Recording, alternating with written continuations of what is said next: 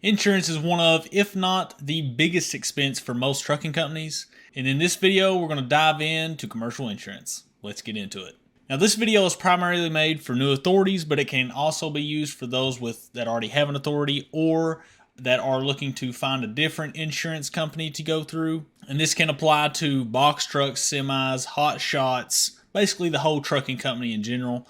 So it's not just specifically targeted to box trucks, but I had a comment regarding if I would make a video on insurance, so here we are. So the federal minimum for general liability, and it's important to know these numbers before we even get into how the insurance works and all that good stuff. The federal minimum that you must have is $750,000 general liability. However, from my experience and from what many of you will find online and from other trucking companies, is that brokers, most of them will not work with you unless you have at least a minimum of $1 million in general liability. Amazon, for example, will not work with you if you do not have at least $1 million general liability with a $2 million aggregate. That's pretty much the industry standard, and that is what everybody should go by, not the $750,000 federal minimum. Now, for cargo insurance, which is separate from general liability, the standard for cargo insurance is $100,000. That's the industry standard. As an example, if you haul a car,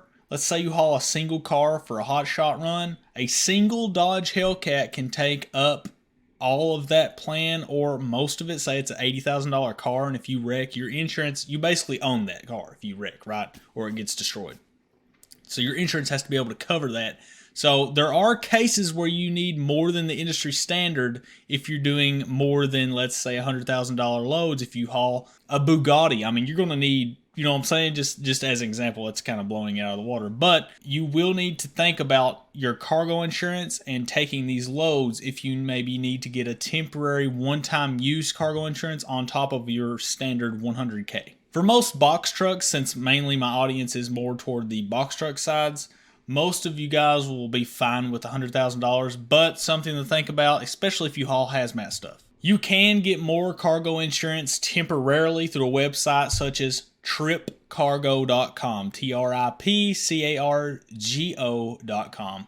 That website is a place where you can purchase one-time use cargo insurance if you need more than the 100K, so you can take the load. If you're going the box truck route, like most of my current audience, I still recommend thinking about your cargo insurance because I have not only hauled general freight, I have also hauled sport bikes and ATVs. And if you get so many of those, I mean, you could probably fit a Razor in your box truck. So one of those, you could probably fit two in there, okay? If it'll fit, it'll ship, okay? If you got some sort of ramps that you can use. And I've also hauled dry food. So you really want to think about your cargo insurance and if it'll cover the load you're hauling. Something to think about also is that you're going to have your first insurance policy for your first year in business. Usually it's hard to not only requote through the same company, but also get another insurance policy before your first year in business has gone by. So really don't rush this step. Just think about it this way. The trucking industry isn't going anywhere. A lot of people are so impatient when trying to jump into the industry. Really take your time and call multiple companies. Don't rush finding your first insurance company that says they'll cover you and they'll give you what you're asking for in terms of number wise. Really take your time on this and just think about that you have to have the one you choose for a full year before you can choose another, okay? Think about it that way. Call around, get as many quotes as you can before choosing. Think about it just like your personal car insurance plan. You're not going to go out and just like, okay, I'm getting Progressive just because I need car insurance. You need to actually call around, get quotes for your car insurance before you just pay $300 more than you'd pay if you had went with this other one. Something to think about. Make sure when you're calling around for insurance quotes that the insurance agents or brokers that you're dealing with send you the quotes in writing or via email. So that way the next time you call them back, you don't have to go through the process again and get a completely different quote than the quote you initially got. Make sure in the writing that they send you that it says what exactly you'll be covered for, what your down payment will be, what the monthly payment will be. Make sure all that information is in what they send you. Make sure you do your research on the insurance company, especially if you're going through an agent. So if you're going through an agent, make sure that if they're matching you with multiple insurance companies, make sure that the one they select, that you do research on it. Most of them are just trying to get you through and get paid out their commission, and they don't necessarily have your best interests at heart. They're trying to just get their cut of the pie. They're trying to get the money that they get for signing you up, essentially. Try to get insurance with an agent in your same time zone, because almost every broker you deal with when trying to book a load will want a certificate of insurance with them as the holder of that before you can even book the load with them. The speed at which you get the certification sent over is crucial when booking a load, because another authority could be trying to book that same load and say their insurance company is faster than yours. They'll get the load before you do. So make sure that the insurance agent can send certifications of insurances. Also, ask the agent that you plan on getting, that you're getting the quote with, ask them if they'll provide unlimited certificate of insurances and if they are for all free of charge. If they are not free and you had to spend $5, $10, $15, $20 per certification that you request from them to send to a broker, or they can only send a certain number of certificates a day, that's bad, and you do not want to go with that insurance company, because, I mean, you could send up to, I don't know, especially a new authority, you could send up to 50 plus per day to different brokers. Okay, so just think about that, and think about if you have to spend $5 to $20 per certificate and you're a new authority and you haven't even made profit yet, you'll go broke your first week, right? So just think about that and make sure you ask them that they send unlimited amounts of insurances. Also, ask them what their time frame is for receiving and sending insurances. The timing is, of course, crucial, as I previously stated, as another trucking company can get the load before you can. If you're sitting there waiting 20, 30 minutes for them to send a certificate over to the broker, whereas this other trucking company send it over in 5 minutes,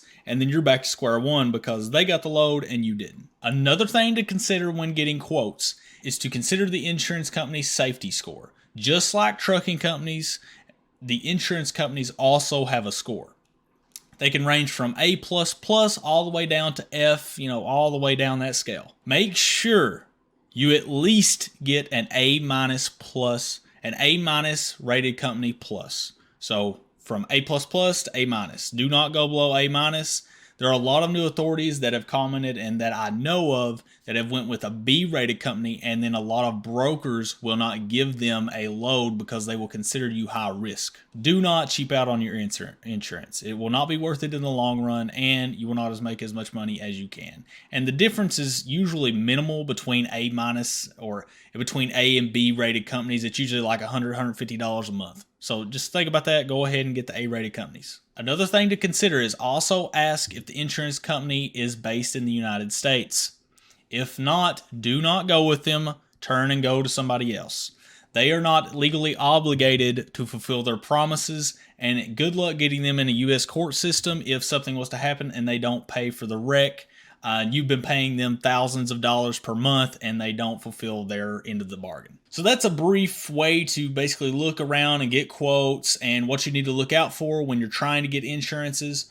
If you have any questions that I didn't cover in this video, this is just a brief breakdown of what you need to look for, what you need to ask, what you need to do in terms of getting insurance.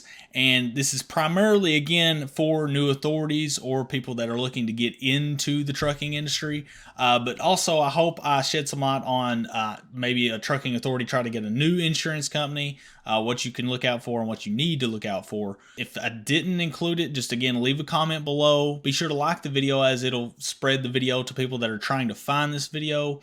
And I appreciate your time if you did watch all the way to the end. And thanks for watching. And please do hit the subscribe button, as I'll be starting to make more and more content towards starting a authority and getting going, along with some more advanced stuff for the trucking authorities that are already started.